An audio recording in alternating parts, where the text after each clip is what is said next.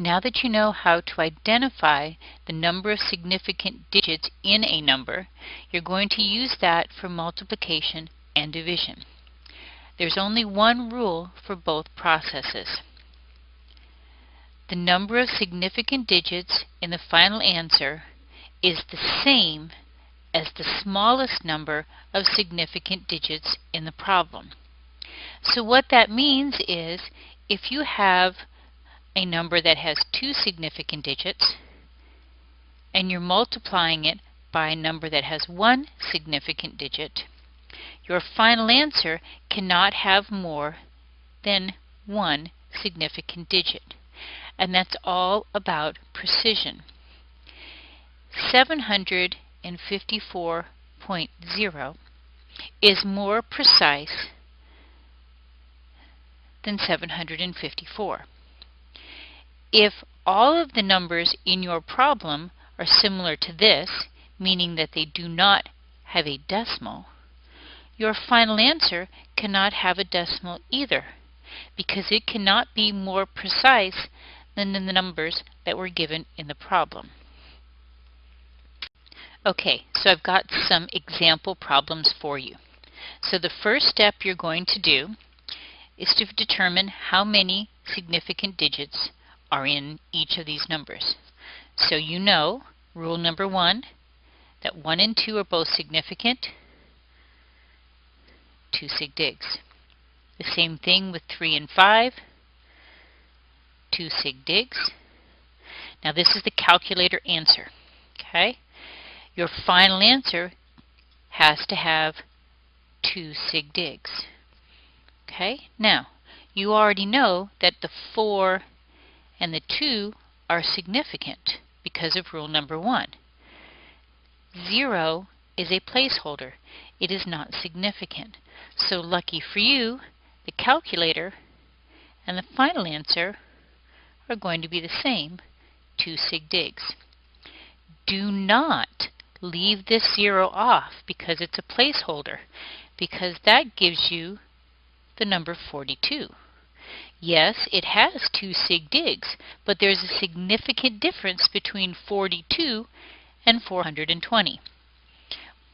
An example: you give me $420 to hold for you.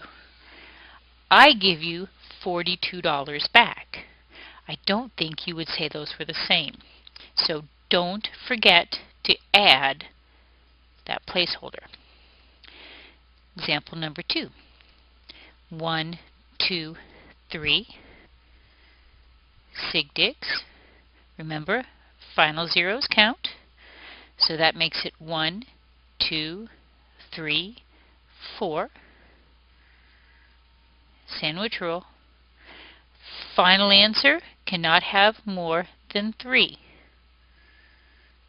There's your calculator answer. 1, 2, 3. Those are the 3 you're allowed to keep. But you have to look here to see whether or not you're going to round. Okay, you can't just throw these away without at least looking for rounding. 6 is greater than 5, which means that this is going to round up. That rounds to 820. Uh-oh, we have a problem. I said I have to have 3 significant digits. 1, 2, and a placeholder. That's 2. So what you're going to have to do in this case is use scientific notation. 8.20, because remember that final 0 counts, times 10, 1, 2. 10 to the second. That gives you 1, 2, 3 significant digits, and when you multiply it by 10 to the second, it becomes 820. This is really, really important, and it catches a lot of students. Final example: 500, 1 sig dig because of placeholders. 1, 2, 3 sig digs for the same reason. My final answer can only have 1.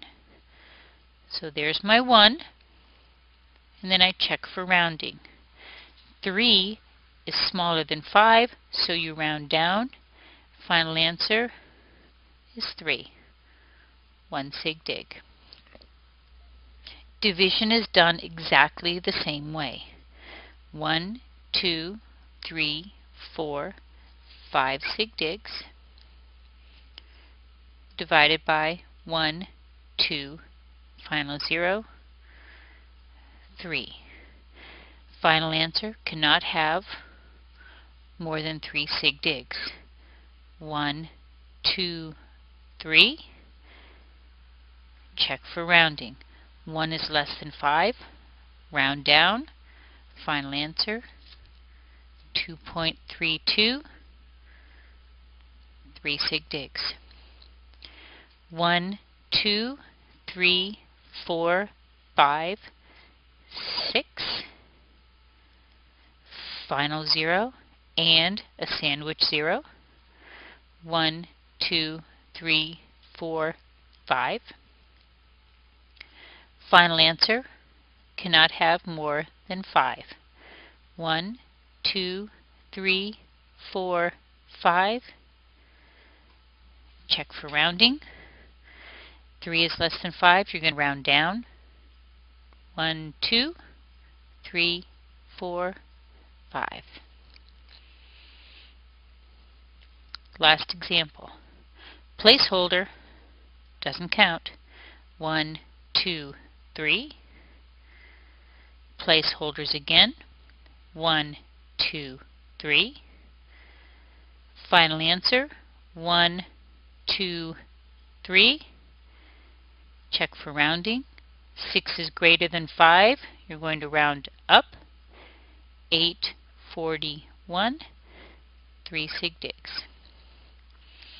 I hope this helps you to understand multiplication and division using significant digits.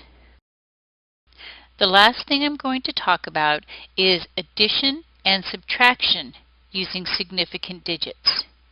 In this case, you will still need to identify the significant digit in the numbers in the problems, but you're not going to be counting them. The rule that applies here is the final answer will have the same number of significant digits as the least precise number in the problem. And you're going to hear me say, draw the line. Now let's do some examples. I've started this one. My number is 945 plus 47.5 becomes 992.5. If you look, this circle right here shows that there is no decimal in 945. That means that the smallest significant digit is this 5. In 47.5, the smallest significant digit is the 0.5. This 945 is the least precise number because it does not have a decimal. In order for us to do the math, we have to line up the smallest significant digit that both numbers have in common. In this case, it's the 1s, so the 5 and the 7. And in our answer, it will be the 2. So we draw the line. Everything to the left of this line is going to be significant. The 5 will be used for rounding. So our final answer, 993. Example number 2. Our smallest significant digit is 0. Our smallest significant digit is 2. Tenths, hundredths.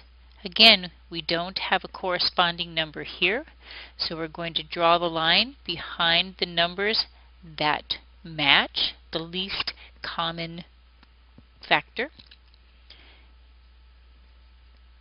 Everything to the left stays. 2 is used for rounding, and it rounds down. 613.6. This one's interesting because this is a placeholder, which means it is not significant. That means that our smallest significant number is the 4 in the 10. So our smallest significant number is going to be in the 10. That's the 3. So we're going to draw our line.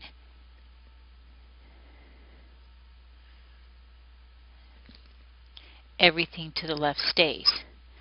Now, rounding once again, this is going to cause our number to round up. So we're going to have a 1, a 5, and an 8. Don't make the common mistake of making your digits correct and walking away. This number is 1,578. This is 158. You need that placeholder so that you're still in the thousands number. Subtraction is exactly the same. Look for the smallest significant digit. That's the ones. Again, there's no decimal. There's the ones. Draw your line. Check for rounding. Everything to the left stays. 0 doesn't make any changes. 2, 7, 4, 1. Smallest hundredths place, smallest tenths place with nothing here. Draw your line. Everything to the left stays. 6 makes the 4 round up. 3.4. Last one, very similar to the 1540 problem. 0 is a placeholder, so our significant digit is the 3.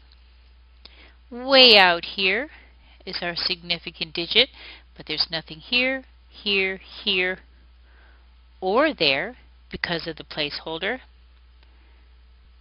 Draw your line. Everything to the left stays. 6 is checked for rounding, and it rounds up. 6, 3, and again, just like the 1540, you need to put that 0 in so that we have 630, just like we had 626 before. I hope that helps you with addition and subtraction, and we will be doing all 4 types of problems in class.